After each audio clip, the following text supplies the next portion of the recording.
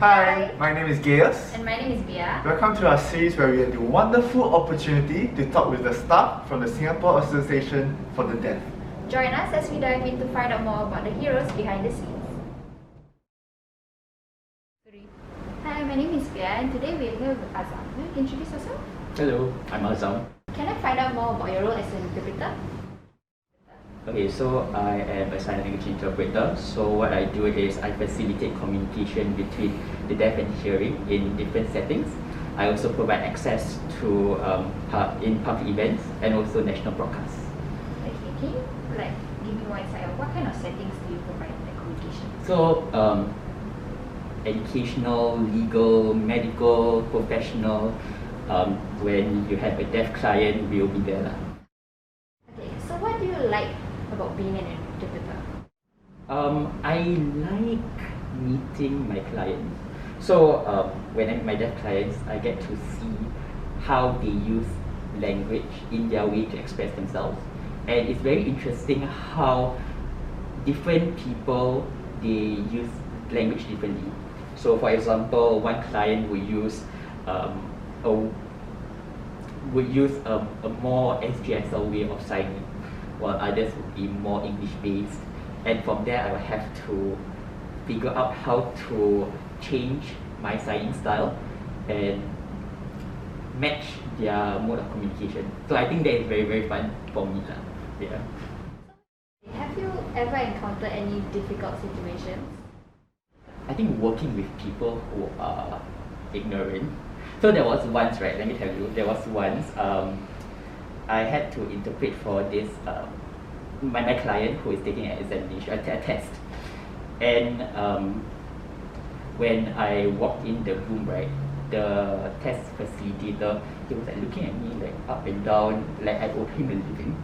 And that test, the students were able to access the test in their own mother tongues or their native language. So by right, my client should have access to his own native language, which is sign language, right? So I was there to interpret for my client, and I was nearly denied I was nearly denied providing access for my client because he thought that it would be a disturbance for the other students because of the chattering that we will have. The chattering when you are signing, those kind of ignorant remarks. So luckily I was able to explain to him, and I was able to interpret for my client lah. I think working with, there are instances where I have to meet people who do not understand the needs of the deaf community, and it's a bit frustrating sometimes because I have to take the extra step to explain what's my role as an interpreter. Usually I would have the deaf client explain, but sometimes I would have to explain too. How is the process of getting an interpreter? So typically, how it works would be if they want to have an interpreter, they would need to fill up a form to make a request, and our coordinator would schedule an interpreter for that particular assignment. In your experience, have you ever had trouble keeping up with the communication? Always. So especially when people do not partake in turn taking. So whenever there are people, be it hearing or deaf, they sign or speak all at the same time. So I only have two hands and I only have one voice. So it's very difficult for me to keep up and interpret what is being said or being signed. And I always get overwhelmed with all the information. So it's always difficult in those situations.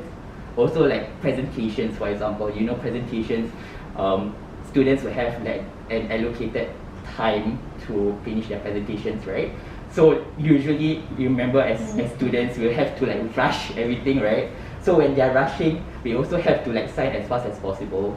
And sometimes the terms that they use there might not be an equivalent sign for that, so it's difficult to catch up lah.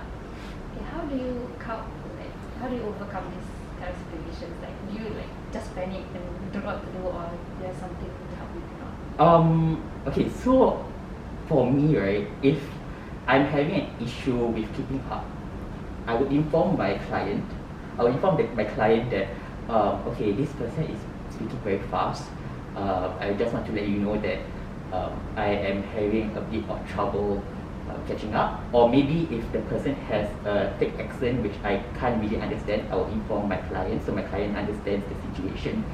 And from there, I'll try my best to provide access. Yeah. Okay. As an interpreter, what are the different things that you have to do? Is it just interpreting, or do you also like type down, take notes, everything for them? Okay. Usually we will interpret from sign to voice or voice to sign, but sometimes in cases where it's more serious, like legal cases, or if I have to go to a police station where I need to interpret for a police case, I would always have a notepad with me. So whenever my client is conveying a message or conveying their side of the story, sometimes it is a long story and you do not really want to interrupt them because you do not want to disrupt their flow of thought. So I would write down the information, then I would convey that message to the hearing party. Yeah. So in that sense, writing notes, yeah, we also do that. Yeah. In your opinion, what are the qualities that make a good interpreter? I think a person who understands the nuances of a language, so they are very aware of what the person is trying to say. So for example, if they hear a sentence, they would need to understand what is the underlying meaning in that sentence. So whether it is conveyed in a sarcastic tone, or whether it is conveyed in a way that is a question. So listening to intonation, the semantics of the words and stuff like that, I think it's very important for the person to understand and be aware of. So when you are aware of those nuances, you can interpret and convey the message more effectively to your client. I think also the person needs to be willing to learn continuously and improve themselves.